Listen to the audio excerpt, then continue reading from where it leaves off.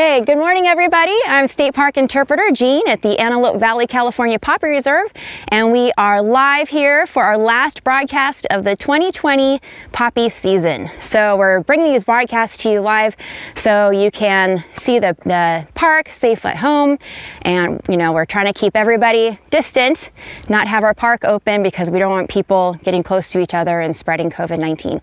So go ahead and post any questions that you have in the comments. I have my son Elijah, 10 years old, 4th grade, who I have voluntold to be my camera crew. So we're practicing social distancing, not touching faces, covering sneezes, all that fun stuff. So sterilizing equipment. So we're just keeping all of our staff safe as well as visitors. So go ahead and post questions. Some questions that people have had already is, number one, are we open? Well, obviously we're not, but we're closed because this is a destination park, which brings people from other areas out here, and that increases the chance of transmitting between different communities. So we definitely encourage you to go to your local parks, get some exercise, but we want to make sure we don't transmit the disease the virus between different communities. So I think we have a question already, Eli? No, we don't. Oh, okay. You had a hand up. So another question people had from our last broadcast was, what is the difference between, got dirt on my face, not touching my eyes or mouth. What is the difference between an invasive and a non-native plant? That came up when I was talking about some invasive or some non-native plants. And the difference is we have non-native plants, which come from other countries. A lot of times they are Mediterranean plants that have kind of come from a similar climate, and they're really happy here, and they don't belong here. We're trying to maintain a native ecosystem here, but if they're invasive, that means they outcompete our native plants. So we can have non-native plants that are not threatening our native plants. It's the invasive plants like mustard, European grasses like ripcut brome. Those are extremely invasive, and they actually outcompete our native plants. So that was a question from last time. You guys want to see what the Poppy Reserve looks like. We're bringing the park to you live at home. So this is it. We're actually up at Kitanamuck Vista Point, which is one of the highest spots in the park. And we do have some of our late season flowers blooming here. These yellow flowers are in the background. Those are Actin and Celia. We also have buckwheat here. Question? Can I go all the way? Oh, sure. Yeah, I'm wired in. So go ahead and get a nice panoramic view here. You got a lot of sky there, Eli. Sorry. So yeah, so that's pretty much what we have. Those are cows in the background. That's actually the private property to the north of us. And there's Eli. So yeah, as you can see, that's we have a little bit of green here, but it is mostly gone brown. It's the end of the season, so we have a lot of the fiddleneck. We had a big year for fiddleneck this year. Most of the fiddleneck is dried up. It's actually kind of prickling my legs. It's got those little prickles on it because it is an adaptation for surviving in the desert environment. It actually keeps it from losing as much moisture to the wind. Yeah? Is it open? The park is not open. We don't have an open date yet. I know that LA County has a date open for the LA County parks, but for state parks, we're waiting to hear from the higher ups on what date we're going to open. But we're expecting in May, maybe a week or two after the LA County date. But we don't have a confirmation on that yet. Question? The phone's getting warm already. Oh my gosh, the phone's already getting warm. All right, so we're going to change the view here so we don't, just make sure that the sun isn't touching the screen. Can you, Eli? Is the sun on the screen? Is the screen shaded? Can you see the sun on the screen?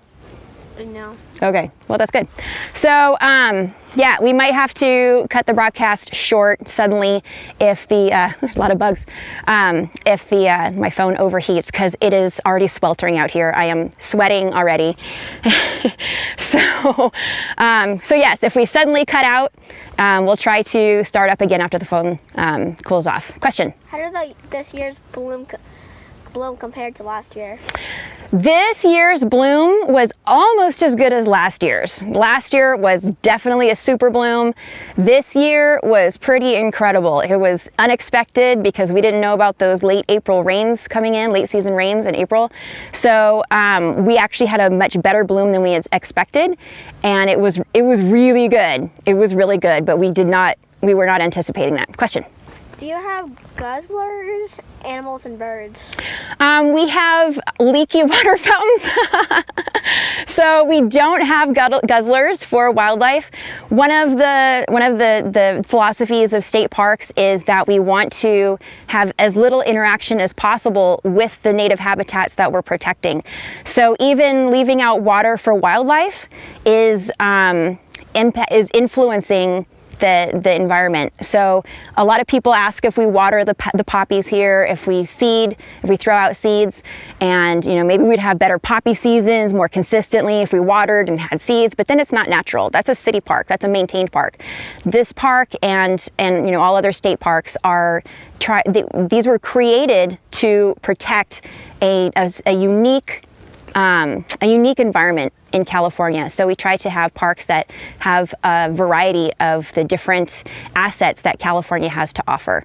So that's why some years we just don't have a good poppy season, and that's just what Mother Nature did that year.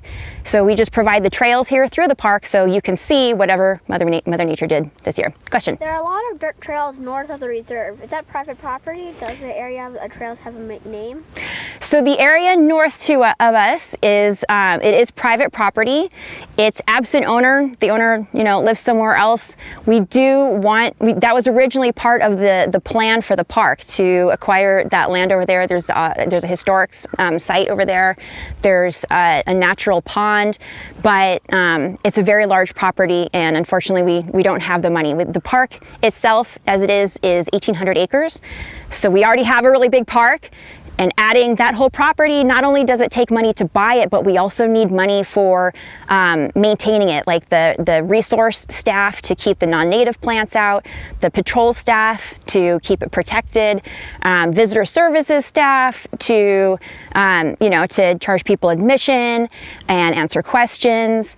We need staff for maintenance, a lot of trails. So it's not just purchasing land. There's a lot of never-ending costs to having more land. So because of that, state parks has a moratorium on purchasing new properties unless it comes with money to pay for all that, because we are charged with protecting these areas. So if we can't do it, then we're doing a disservice to the public. So we need to make sure that we get money to be sure we can maintain what the people of California expect us to keep protected. Question.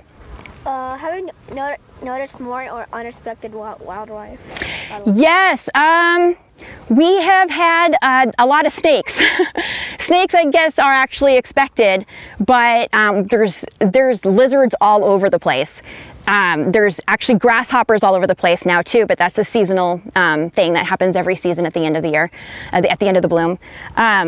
We've got rabbits that are not afraid of people anymore. We have birds that are just running around freely. So it is pretty neat to see it without people here. Walking on the trails, instead of human footprints, there's tracks all over the place, wildlife tracks all over the place. It's covered with lizard and rabbit and kangaroo rat and snake and maybe sometimes bobcat or coyote tracks. It's really neat to see who else is using the trails now. Question. When can we come and visit? Well, we're still looking at our opening date. Sometime in May is what we're looking at right now. That's not confirmed, but we are looking at opening pretty soon. Unfortunately, the bloom is pretty much past, but we wanted to keep it closed because we have people coming from all over the country potentially, and we don't want to provide an opportunity for our visitors to transmit and get sick. So, question. Can you show us some poppies today? Well, not really, actually. There aren't any left up here. This is the highest. Well, all right, so if we turn around over here, I see some kind of in the distance. Okay, so Eli, can you go over there? So actually right down there, there's some orange spots. Those are the last of the poppies. Maybe you can zoom in, Eli. Do you even see them? Yeah. You don't see them. All right, let me look at this. Yeah, you're actually looking at them. There's just not that many. Over on the trail, I also saw some. Let's see. Yeah, on the trail here, those are poppies. Zoom anymore. You just switched directions. I did. It's Eli. So, yeah. So those are the poppies that we have right now. Along the sides of the trails, you'll usually see more flowers, and that's because there's more runoff from hard soil. So that's why you will have more flowers next to the roads too, because the water runs off of the roads. I think we got a spider web right across the lens here. Yeah. Yes. Question. We need to turn around. The phone's getting warm. Oh, phone's getting warm. We're going to try to keep the phone at an angle where the sunlight is not on it. There. Is that good? Question? All right. Question. Yes. When did this year's bloom show up so I can repair it for next year? Every year is different. Every year is different. We'll have poppies bloom sometimes, extreme situations, as early as January. Sometimes they don't bloom until mid-March. We actually open the visitor center every year on March 1st, whatever day of the week it falls on. But sometimes we just don't even have any flowers at that point. It completely depends on the rain. It has to do with not how much rain we get, but the timing of the rain. We need rain to come early in the season, like September or October, and that helps the seeds to get established, get the seedlings, get their roots down into the soil. And then during the winter time, December, January, when we have those freezes, those plants are already established and they can survive the freeze. But we also have to have the rain coming in periodic increments to keep the germinated plants going. So if we have a whole bunch of rain in like October and then we don't get any rain until December, then a lot of those plants won't make it anyway. Question. Can people volunteer to help maintain the area and patrol the path? Yes, we have a volunteer program. This is actually pretty much a volunteer-run park. We have our staff in the entrance kiosk and our patrol staff, but we do need volunteers for a variety of different duties. So we have volunteers that staff the visitor center, but we also have trail watch volunteers. And they walk on the trails, they answer questions from people. And also if people are breaking the rules, if they go off trail, the volunteers are not law enforcement. They are not there to, get on the, because that doesn't help anybody. We want the volunteers to have a positive experience with people who are breaking the rules, so the visitors will not want to do it again out of spite, and they'll have that interpretive learning experience about why we need to stay on trails. So the volunteers on the trail are kind of like public, they're public service. It's like visitor services. Question. Someone said they found poppies in Santa Monica alongside of a bike path. Yes, poppies actually, California poppies grow from Oregon all the way down to Mexico and even a little bit into Nevada. So they're not just in California. They actually are invasive in some other parts of the world, California poppies, where people have brought the seeds over to other countries and they do outcompete the native plants. So invasive plants go both ways all over the world. But yes, absolutely, California poppies are all over California. That's one of the reasons they are our state flower. I actually wanted to go back and to the volunteer question. If you are interested in volunteering, you can email me and I will put my email address in the comments, and you can email me, or you can also just go to the California State Parks webpage, parks.ca.gov/poppy reserve.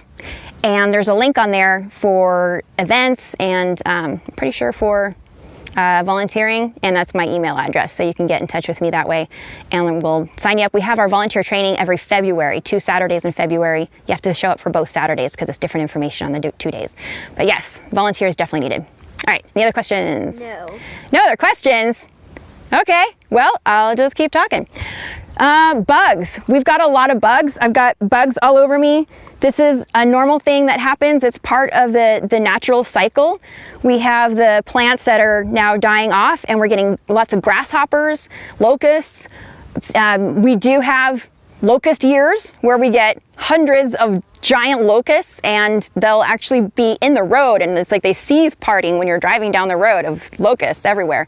They eat each other. It's really, you know, Discovery Channel. But this is part of the natural process. So all of these bugs that are out here are bringing all of these plants' nutrients back into the ecosystem. Question. Are there other wildflowers are allowed to survive in the reserve? Any native plants are here, they're protected here.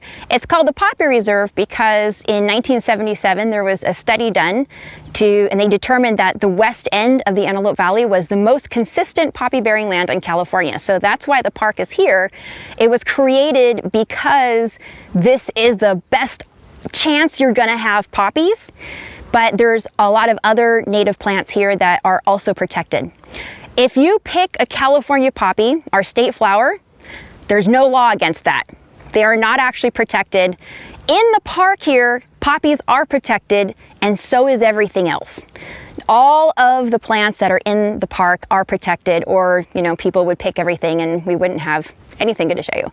But the California poppy does not have any special, specific protection as our state flower. You can grow them in your yard, do whatever you want with them. If you pick them in somebody else's yard, that's between you and them, and you're picking someone else's flowers.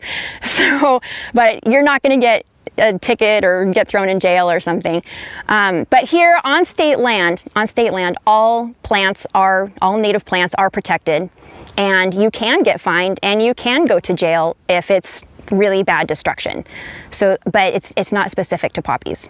That's a major myth I hear almost every day when we're open.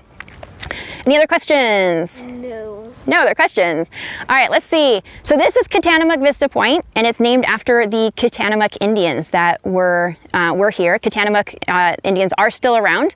They're mostly, they've gone up into the southern San Joaquin Valley, but yeah, they're not gone. None of our native California Indians are gone, but this was Katanamak area. There was also Tataviam that lived in the San Gabriels and down into towards Los Angeles. So the boundary kind of changed back and forth here, but that's why this is named Katanamak Vista Point. Question. Dogs allowed on leash? Are the rattlesnakes frequently observed? No and yes. So this is a state reserve. A reserve is a higher level of protection than a regular state park. So if it says state park in the name, dogs are allowed on 6-foot leash and not on trails. We don't want dogs on trails anywhere in state parks because it's creating impact on the native wildlife that, you know, humans also do have an impact on the wildlife, but dogs are a more traumatic impact. So we don't want dogs on the trails in any parks in the state park system. But here in the reserve, since it's a higher level of protection, we don't allow dogs at all. We allow service animals, but not comfort animals. Comfort animals are not trained specifically to respond to a disability, but service animals that are trained to respond to a disability or assist with a disability are allowed. Question. Is there a website that shows the poppy bloom across the state? Oh, across the state. There are a few web pages. The Theodore Payne Foundation has a wildflower page that has they get updates every week from all the different wildflower areas. I'm not sure if they're doing it this year. Since we were closed, we weren't sending them updates, but Theodore Payne is a great resource for the wildflowers, at least in Southern California. I don't know if they're statewide. That's the best one I know of. So yeah, I'll put these in the comments afterwards. My email address and also the Theodore Payne webpage. Question.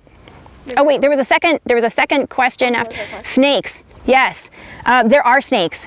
Every year we have different snakes. Sometimes we have a lot of snakes. Sometimes we don't. Usually what I see here is Mojave green rattlesnakes or the gopher snakes. We have a lot of gopher snakes here. I haven't seen any gopher snakes this year, but we've been seeing red racers or coach whips. I hadn't seen one of those in years, and we've already seen like 3. And that's, so I guess coach whips, red racers are just, it's their year for whatever reason. And there are a lot of snakes coming out because it was cold until like mid-April. So all of those snakes were underground, still waiting to come out, and it got warm and they're out and they are hungry. Question. Is there any risk of development in the surrounding area? Any threats of development? Threats come and go. We don't have any current threats going on that we need the public's assistance with, but I can say that the park is affected by the solar panels coming up around the valley. The park is very close to high energy transmission lines that go through the western end of the Antelope Valley, and because of that, solar farms want to be as close as possible to those transmission lines, and so unfortunately the viewscape of the Poppy Reserve is getting affected. This is a rural area. People come here to get away from technology, reminders of urban settings, and unfortunately we have an industrial view that is encroaching on the Poppy Reserve. Question. Are you open to the public now? We're not open to the public. That'll probably be in mid to late May. We will definitely let you know on all of our social medias. But we're currently working out the process, but we will be reopening. Let's see, what else to tell you about? Any other questions? Come on, guys, you got questions? Stump the Ranger. Ask me a question that I can't answer. I enjoy the challenge. I am tired of recording. You're tired of recording? All right. All right, what time is it right now? It's only 9:22. 9:22. All right, well, let's go for a few more minutes. You can survive, Eli. I do want to thank Eli and also my son Joshua for being my film crew. Joshua's not here. He got an upset stomach last night, so he didn't get a lot of sleep, so he's not here today. But Josh and Eli have been really great for being my, learning the ropes of being a film crew. Question. Oh, sorry. What are the best books and apps for flowers and snakes? Okay. Identification. Okay. Well, we sell a really great book here at the Poppy Reserve. It's not available online. It's a book written by one of the people who actually helped start the Poppy Reserve, Milt Stark. It's called the Wildflower Watcher's Guide to the Flowers of the Western Mojave Desert, I think. Wildflower Watcher's Guide. And it's all local wildflowers. He's got great information in it. A really great thing about this book also is he has California Indian uses of the plants, and he specifies what culture used it in different ways. A problem that we have is, in the media, people say Indians used this certain plant this certain way. Well, every culture had a lot of times different uses for the same plant. So we don't want to generalize that all Indians, kind of like the names of the full moons that we have, that's the East Coast Indian thing. Local Indian cultures didn't have names for the different moons. So in the book that Milt wrote, he does specify our local California Indian cultures, their uses of the plant. Question. Are there plans to reserve or protect any adjacent parcels by, say, nature? Adjacent parcels? Yeah. Nature conservancy? Nature Conservancy. Okay. He's fourth grade. So we don't have any plans to acquire any additional property for the reserve. Again, that takes not only the money to purchase it, but we also need money that comes with the property to maintain it, to protect it, to interpret it, to provide services for the public for it. So we need money to come with property, which doesn't happen very often. So, question. On poppy season, what can we show or do with our kids there? Well, the park is open year-round, from sunrise to sunset, and there's 8 miles of trails here. So we definitely are available the whole year for people to visit, and a great thing about the rest of the year is there's nobody else here. So you got pretty much the whole park to yourself. And in the fall, we have different flowers blooming.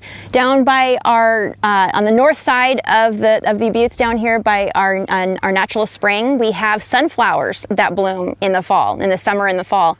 Like when you start to see the sunflowers blooming on the side of the road, we also have sunflowers blooming here in the park. bark. There's also rabbit brush. Rabbit brush is a native plant that's very well adapted to surviving in the desert, and it blooms also in the fall. So there are other plants to see, other flowers to see here in other seasons, but it's really quiet here. Wintertime, it's beautiful. If you're not from here, then maybe you don't know that wintertime in the desert is actually really great.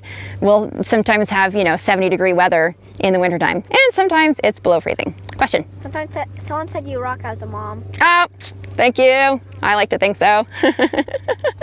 Yeah. Please post name of book and author. Okay, yeah.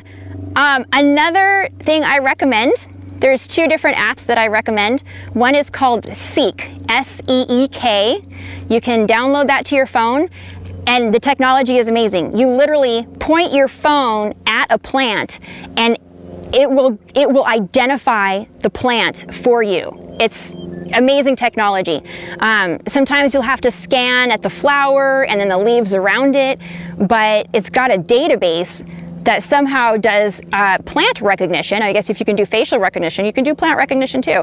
And that's really wonderful. It's a great one for kids because there's no GPS tracking involved of what you're looking at. Now, another program that I recommend for adults is Naturalist. Then the letter I and Naturalist. That one, it doesn't identify it off the bat for you, but you can take a picture and upload it, and professional botanists, if you don't know what it is, professional botanists will actually log into the website and identify it for you. And the other good thing about that is it's citizen science. It's a citizen science program. So when you take a picture, it goes into a database. So your GPS is attached to that observation. So it's actually creating a citizen-based map, a vegetative map of where plants are found. So that's a really wonderful app to use. What I like to do is use both. I'll use Seek to identify the species, and then I will, now that I know what species it is, I'll go to iNaturalist, or iNat, we call it for short. I'll go to iNat and put it in there with the species it is. If you get the plant wrong, then the professionals, the experts, will also fix it for you. So if you don't know what a plant is and you can't find it with Seek and you want to know what it is, you can put it on iNat, and somebody will go through and look at your picture, and if it's a good enough picture to identify the specific species, then and also looking at where you took the picture, the GPS file that's attached to it, they can identify it for you. So, question. How many years have you been working at the Poppy Reserve? I've been here, well, let's do the math. I've been here since 2006, January 2006. So 14 years. Yes, thank you, Eli. 14 years. I've been with the department since 1997. So I believe that is 24. Yeah, 23 years now. So, well, that'll be, I guess, my 23rd anniversary in July. So I've been with the department for almost a quarter century. It's been my entire career. So, Eli, come back. Okay. No sitting down on the job. All right, question. No more poppies? No more well, there's just a handful of poppies. Honestly, I don't even recommend coming out to see them. It's really prickly out here with all the dried plants, and the poppies, they're getting smaller and more yellow. A lot of people think that the yellow poppies are a different species. It's actually just the California poppy plant aging over the season. And as the plant ages, the flowers that it puts out, which only live like 2 or 3 days, the flower itself, they're smaller, and the orange color goes towards the center, exposing more of the yellow color that's underneath the orange. So we get smaller flowers, they're more yellow, they don't have that rich orange color. So honestly, I don't even think it's worth coming out to see right now. Question? When poppies or flowers get stepped on, how long does it take to regrow? Oh my gosh. Well, they die quickly. When people go off trail, and they're trying to tiptoe around the flowers, but they still get crushed. And also when you're walking off trail, it compacts the soil, and that crushes the roots. It also makes it harder for the plants to return the next year. You'll have seeds sitting on top of the soil, but it's compacted. The roots can't get in very well. So there's actually a spot on the South Poppy Loop Trail that in 2008, there was a really nice poppy plant about 10 feet off the trail, and the scar is still there because everyone wanted to get a picture of that one big, beautiful poppy plant. It was probably a perennial poppy because they're bigger, they're more bushier, they're like a big bouquet. The annual poppies, which is most of what we have here, they're, you know, smaller plants. They don't put out as many flowers, but there's more density of them. So yeah, you can still see it today. Question. Is it legal to destroy any poppies outside of the reserve as well? If you are in your yard, you can do whatever you want with your poppies.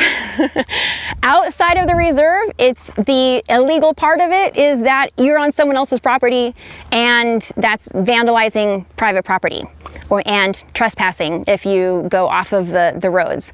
So it's not that you are getting in trouble for crushing the plant or the poppy, but you are hurting somebody else. Oh, there's a whiptail over there. Can you scroll it? Can you go over and see it before it goes away? A whiptail, it's a lizard that has a really long, narrow tail. Like the tail is as long as the lizard's body itself. So, yeah, question. Are the trails open now? Trails are not open. There are a lot of people who are posting that they're at the Poppy Reserve, but that's because if you are around the Poppy Reserve, then, and you're, you know, you're tagging your photos, you're still, you know, GPS wise, it pulls up the Poppy Reserve. So people have not been here at the park, they're just tagging that they were here. They were actually just around the Poppy Reserve, hopefully staying on the county trails. Flowers, they're on private property, but that's not up to us to enforce. That's for the landowner to enforce if they choose. Question. Would you post the title and name of the wildflower book? Yes, I will. I will post the name of that wildflower book. As I said, it's not available online, but when we open up for the poppy season this year, or next year, we have it in our visitor center. We also have it for sale at Saddleback Butte State Park, which is open to walk-ins, except that we don't have a walk-in gate. We're putting in a walk-in gate. We've never had to do this before. So it is there, but you just can't get into the park. We also have it, where else do we have it? I can't think of anywhere else that we're selling it. So next poppy season, you can get that book from us. So, question. I have to tell the difference between annual and perennial. So annual poppies, it's a subspecies. So California poppies are the species, and then you have subspecies of the California poppies. They're still the same species, but just slightly different adaptations. So annual poppies are more used to the arid areas like deserts. So when you see poppies in the desert, those are mostly the annual flowers. That's an adaptation for surviving in the desert because sometimes you'll have 10, 20 years go by where it's inhospitable to surviving long enough to put out seeds and continue your species. But in the mountains, which you can see are not that far away from us, they are mostly perennial poppies. So you'll see like individual plants that have a whole bunch of flowers on it, and they are better adapted for the mountains. Here at the Poppy Reserve, we're in a transitional habitat. We're actually close enough to the mountains that we get some of those mountain species here in the park. Not a lot of them, but it's not uncommon for us to have species that are found over there coming over into here. So we have the Mojave Desert to the east of us. We have mountains to the west of us. So we've got both of those ecosystems influencing what we have growing here. Question. What insects eat the poppies? Beetles. We have beetles like blister beetles. They're really beautiful green iridescent beetles, not Japanese beetles or fig eater beetles. Those are giant. But yeah, we have blister beetle. In fact, there's one right there. Eli. All right, actually, I will unsnap here. Oh, sorry everybody. So we've got a blister beetle. Where'd he go? Oh, I just saw him. He probably got scared of the, oh, there he is. So there's a beetle down, oh, there's a beetle right there. I'm not going to pick them up because they're called blister beetles because that's what they make if you handle them. They do bite and they leave a blister. So He's climbing around here on an Actin and Celia plant, but they also do the eat the poppies too. Yeah. Oh, you're so tired.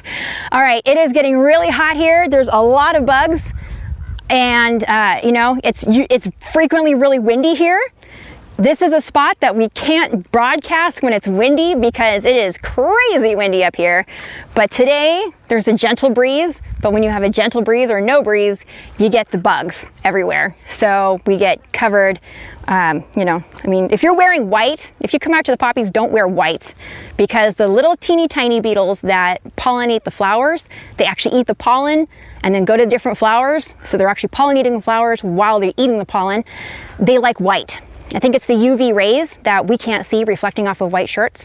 So if you don't get beetles on your shirts, it means you're not using the right detergent. I don't know. But yeah, so we do get we get beetles on people's clothing that see those ultraviolet rays that are also what attracts them to the flowers. Yeah, I think that's it's mostly just different kinds of beetles that I've seen eating the poppies. Eli, Sorry. you just sorry everyone. So let's see, it's what, 9:30 now? Yes.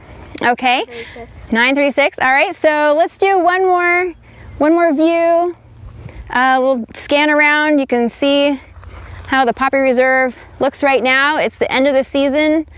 Normally, in a normal poppy season, put it down so you can see. In a normal poppy season, we would be closing on Mother's Day, because there's just not that much left to see at that point. Hello. Now I'm wrapped around. So yeah, it's the end. So we got some ravens flying right there. We do have a lot of cars parked over there. I don't know if you can see that. Those are people that came to be near the Poppy Reserve. Hopefully they are social distancing.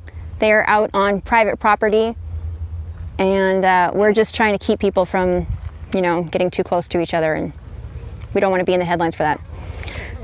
So, what? I'm trying to zoom out. There you go. Oh, okay. So I think that is going to conclude our broadcast. Thank you so much for joining and watching our last broadcast of the 2020 poppy season. Thank you to Elijah and Joshua. Eli, you want to come over here?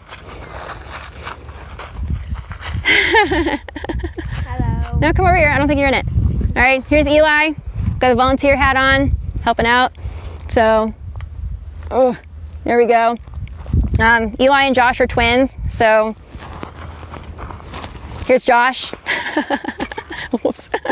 So thank you very much for helping. Hope you guys are all staying home, staying safe, and you know, staying home saves lives. So we really appreciate everybody following those orders and, you know, not making the problem worse. So we will, hopefully everything will be good. We're gonna get through this together, and we'll keep in touch with you via Facebook. Also, we have Twitter and Instagram, so, and also our website that we keep updated too. So any of those sources will have information about when we are going to reopen, and also the status of things for next year's bloom. So, all right. Thanks everybody.